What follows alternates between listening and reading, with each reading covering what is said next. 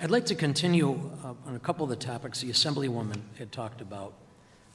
First, vehicles. Last year's budget, I mean, we know you testified about the critical needs for the critical state of your fleet last year, as did the Troopers PBA, State Police Investigators Association.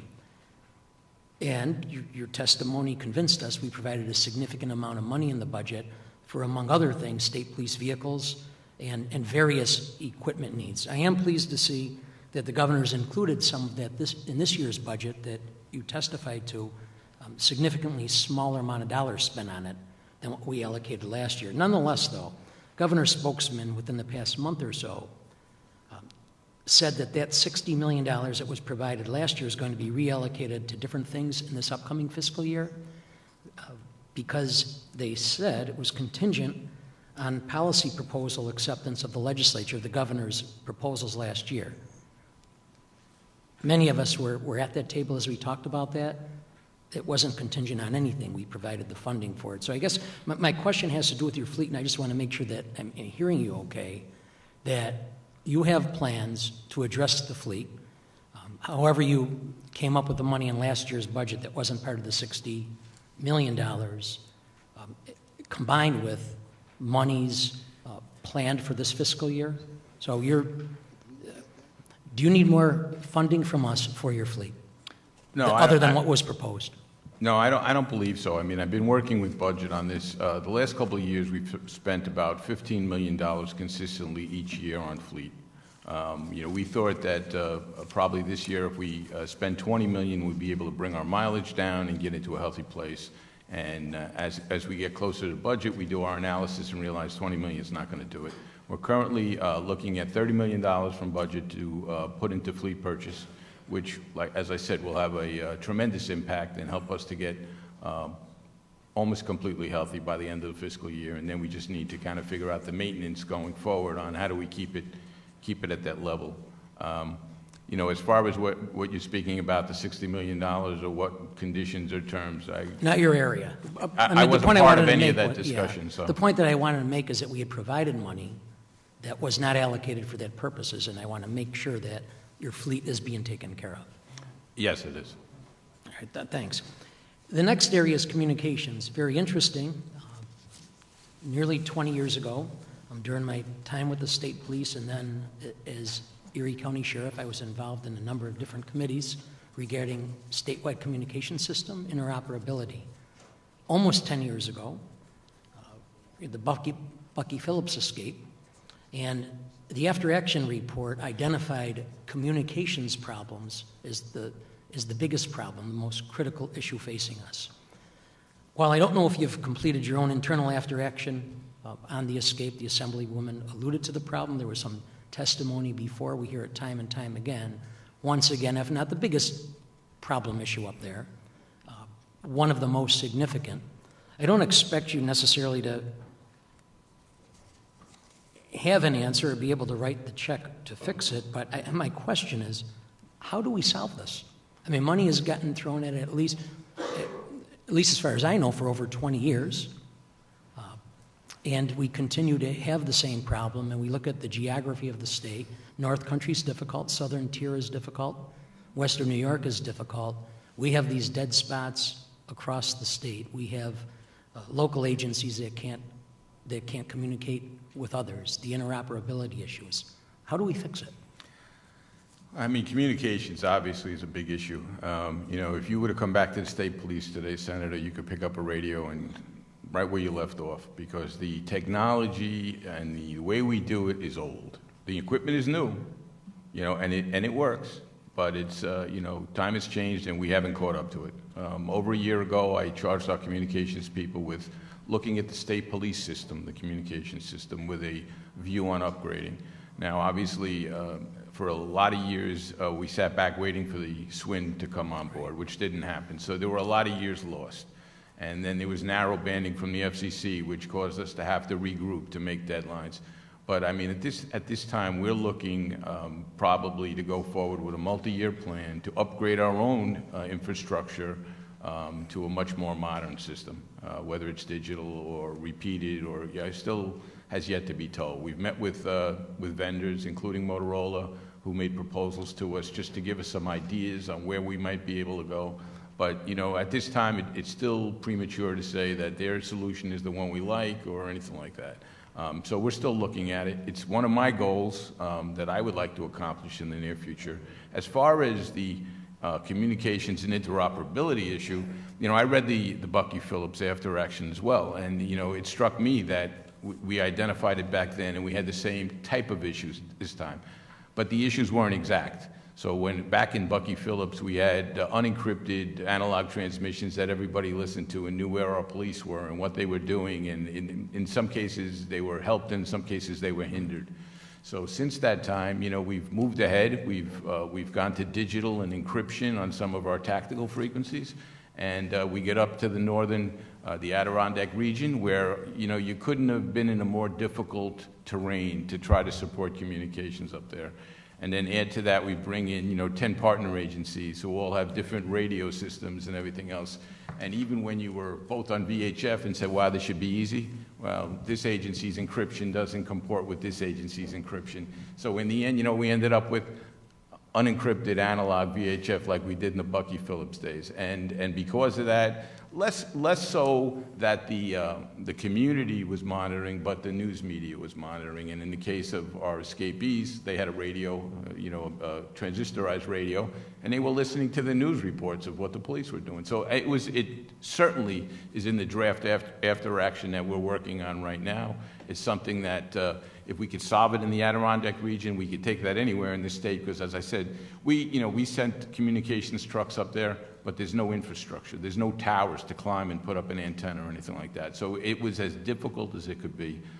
It's one of our priorities not to come back and see this in another after-action report in the future, and to work with our partners on the encryption issues and the different you know, frequencies and things like that. All right. Thank you, Superintendent. Sure.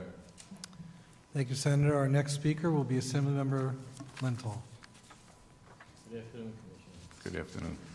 I just wanted to say that I wanted to thank you, by the way. Sorry. I don't know how to use these technological equipment things here. I think this is encrypted the wrong way. But I wanted to say how pleased I was since the Bucky Phillips incident, how well and hard you've worked on equipping the state police with the modern armaments and the necessary tools in order to do their job. And I saw in the budget proposal that there are $4 million to provide uniformed troopers statewide with rifles, body armor, and ballistic helmets. And I just wanted to ask you, is that enough? Yeah, I mean, my goal in the equipment was to get a patrol rifle into the hands of every trooper who's out there on patrol. You know, right now it's going to be a major effort to train everyone and bring them up to speed, get the equipment to get them into the cars, because we have a limited number right now. We probably have 500 patrol rifles in addition to shotguns, and this will increase us by 425 or somewhere around there. I think for this fiscal year, yeah, I think it's what we can handle. It'll get them into the hands of all of the troopers. We have some in some of the plainclothes units have them as well. And, you know, once we get this completed, we'll come back and evaluate needs maybe for next fiscal year. That'd be good. And I listened with great interest to Senator Croce's questions about the New York State Intelligence Center. And I wondered whether or not it is important for us to come up with statutory language in order to make this merger, if you will, of all of the services into a statute so that it has the requisite authority in order to do its job. Yeah, I would just say that, you know, as I personally can assure you that during my tenure, while I'm sitting here, you know, we would never have an issue with information exchange. You know, and as we go forward years from now, I would hope that the staff that runs the Intelligence Center, you know, would continue on to follow the DHS rules, which would keep us in line. You know, I can't tell you about statutory language other than that. Thank you, sir.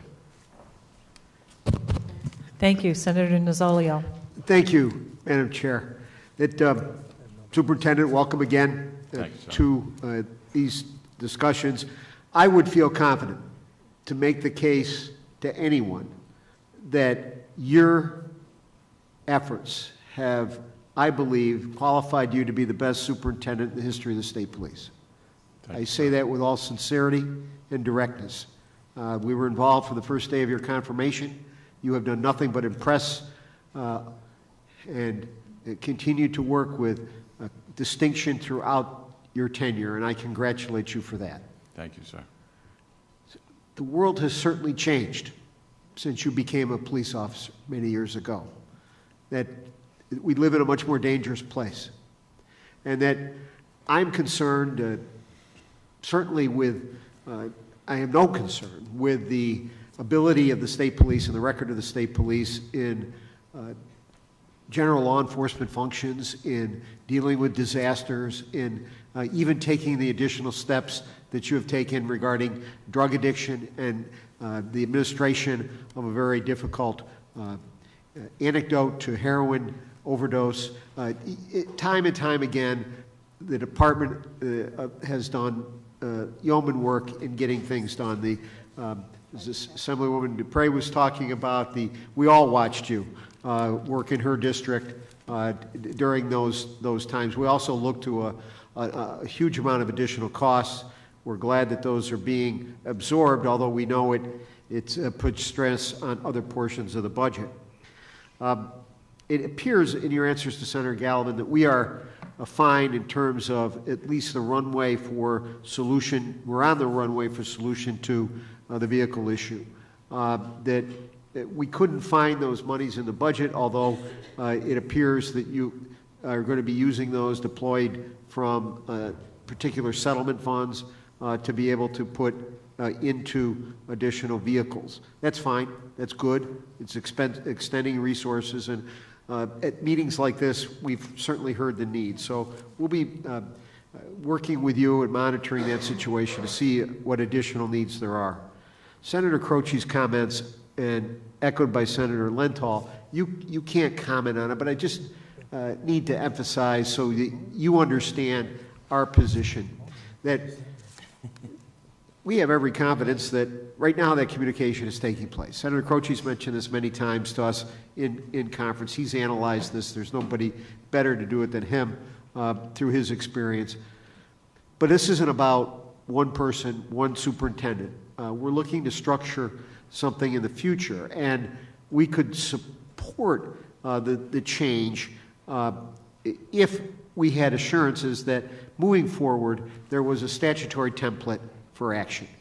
That I asked Commissioner Melville earlier today about cybersecurity and its relationship to homeland security, and what I'm fearful of is that we're falling through the cracks on a particular area of security protections, and I'd like you to address this issue from the standpoint of you as you're working counterterrorism. You are certainly doing all you're doing with public protection, but the question of individual protection through the cyber networks, through entrusting the state government, what role now does the state police have in this issue of cyber protection?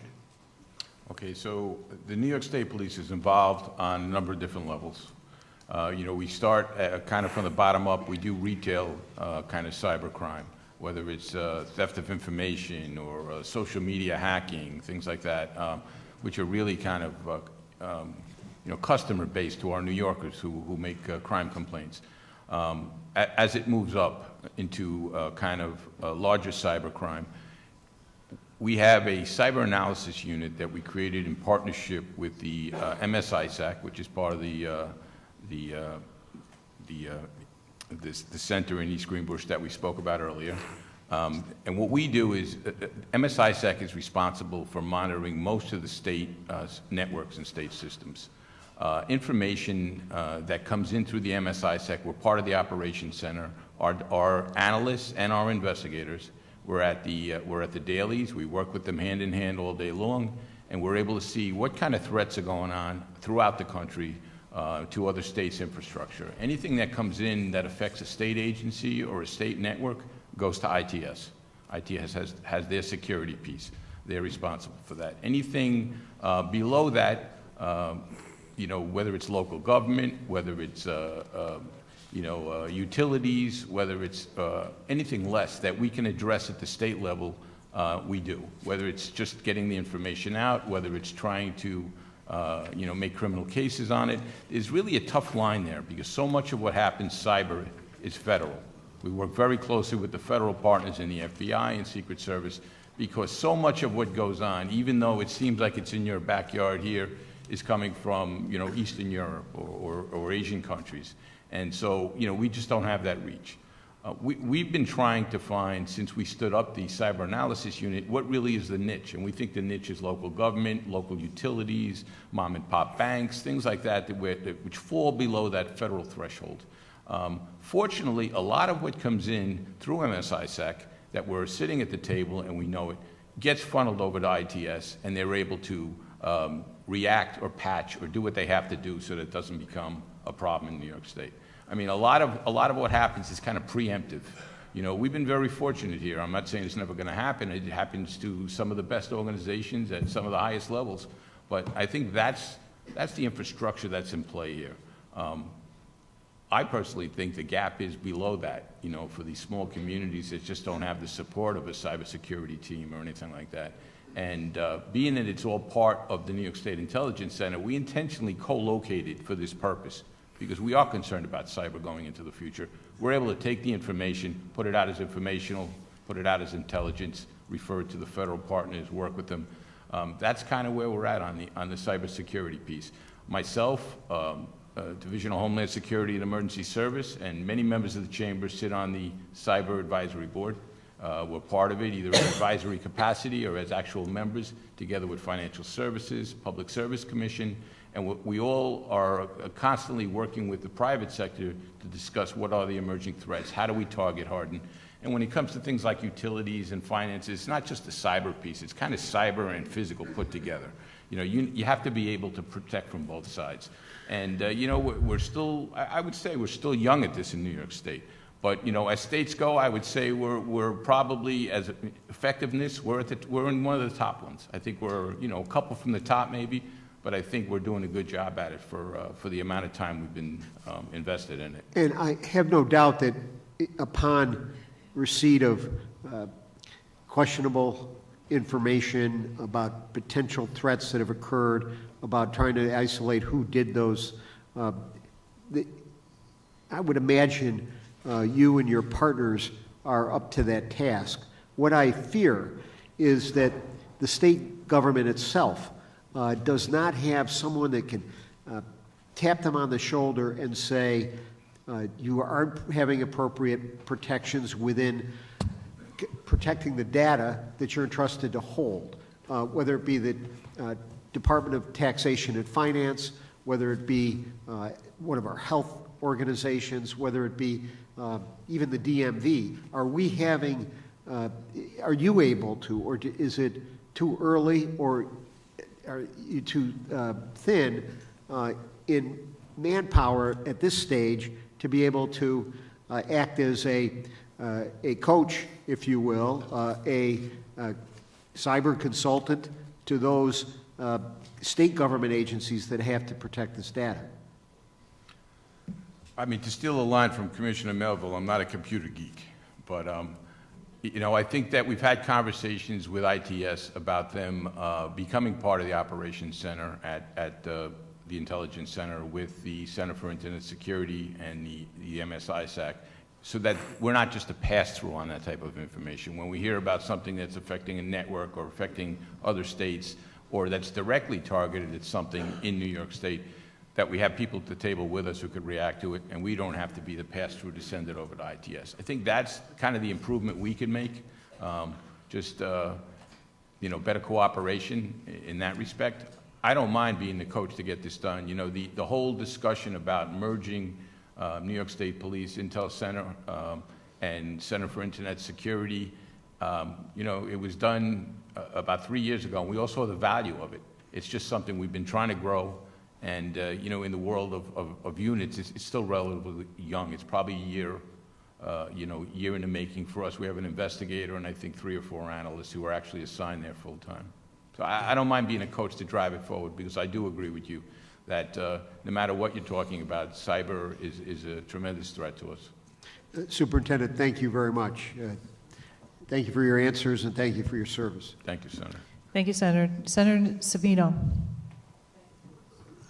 Thank you, Senator Young. Thank you, Superintendent. I'm not going to go over the issues of the aging fleet and the number of miles on it, because I think you've addressed it. And also, I understand you have a class in the academy that's expected to graduate. Is it March? No, we graduated a class in September. When's the next one? March. So it is March. They're going in March. They're going in March. Right, so you figure they'll be out by probably September, and then we're hoping to follow up with another class a couple weeks, maybe October. So what do you think the estimated new hire rate will be by the time these 2 classes is over? I mean, my goal always is, keep flat with attrition, consider new needs. So, our attrition yearly is probably 230, average. It goes up a little, it goes down a little. You add new needs, whether they're casino gaming or Enough is Enough or any other kind of initiatives, and that's what I need to do. I build 10% above that for people who don't make it through the academy. And like I said, I think we're at a healthy place number-wise for the agency, and I don't want to lose that. Is there some concern, though, that you might see some accelerated rate of retirement because of the collective bargaining agreement does have a couple of zeros in it, so there's almost no incentive to stick around for some of the members who are approaching retirement age? Have you factored that into the calculation? Yeah, we anticipate, PBA settled their contract, and, we anticipated a little rise in retirements, which we did see.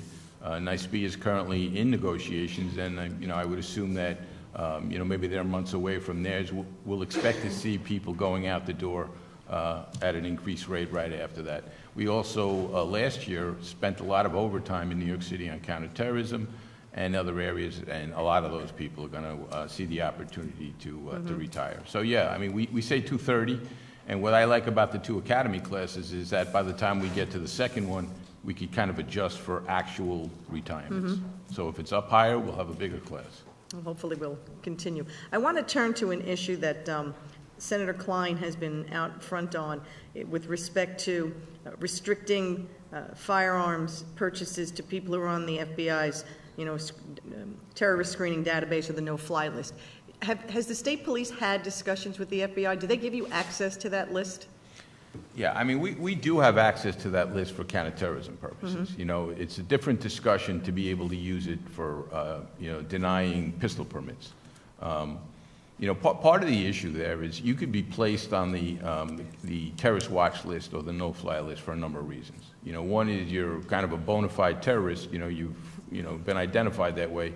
But there are people who have active investigations, that are not quite at the bona fide terrorist level, who are placed there, and the standards for being placed there are kind of loose, and it gives us the ability to restrict people from traveling and the safety issues related to that.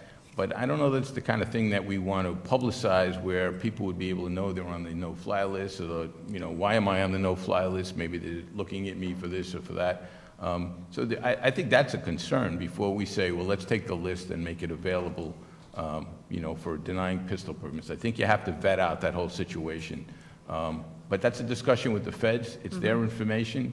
And as of now, they haven't given anyone permission to use it for denying pistol applications. And finally, in the last minute, I think I have a minute and 20, you were instrumental in helping us develop the Compassionate Care Act, the medical and marijuana program. It has been up and running now. Dispensaries are opening. The grow houses are growing. Has there been any security leaks, any concerns that the state police have encountered with the implementation of the program? No, ma'am, none at all. I guess we're, about 3 weeks maybe now? A little more. Going towards 4 weeks. We haven't seen any criminal acts. We haven't seen any improprieties. Obviously, we're charged with the public safety aspects of it. We speak to DOH and the Bureau of Narcotics Enforcement all the time, and no, as of now, we haven't had any issues. That's great. Thank you. Thank you, Superintendent.